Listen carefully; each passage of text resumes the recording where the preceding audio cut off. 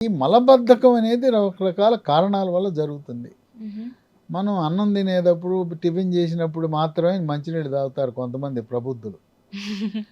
గంటకొకసారి హ్మ్. గోరువెచ్చని నీళ్ళు తాగితే అసలు మలబద్ధకమే ఉండదు. ఓహ్! గంటకోసారి. ఓకే.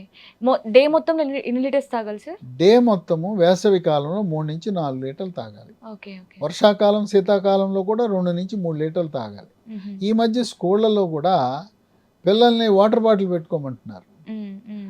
లేదా వాటర్ బెల్ అని కొడుతున్నారు. హ్మ్.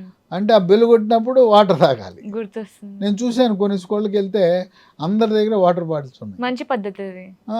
బెల్ కొడుతున్నారు, వాటర్ బెల్ అంటున్నారు. హ్మ్. ఒక 5 నిమిషాలు టైం ఇస్తున్నారు, వాటర్ తాగుతున్నారు. అంటే హ్మ్. పిల్లలకి ఈ నీళ్లు తాగటం వల్ల మలబద్ధకం ఉండదు. హ్మ్. ఇంకోటి ఏంటి, మూత్రపిండంలో రాళ్ళు కూడా ఏర్పడతాయి నీళ్లు ఉండవు. సరిగా తాగకపోతే. అది హ్మ్. మంచి అలవాటు. హ్మ్. స్కూళ్ళలో హెడ్ మాస్టర్లు ఈ ఈ యొక్క పద్ధతిని అన్ని స్కూళ్ళలో అలవాటు చేయాలి. హ్మ్. వాటర్ బాటిల్ కంపల్సరీ చేసి తాగించాలి. హ్మ్. తర్వాత మెడ ముందు భాగాన సీతాకోక చిలుక ఆకారం ఉండే థైరాయిడ్ గ్రంథి అని ఉంటుంది. హ్మ్. అది హ్మ్. సరిగా పనిచేయకపోతే కూడా మలబద్ధకం ఉంటుంది.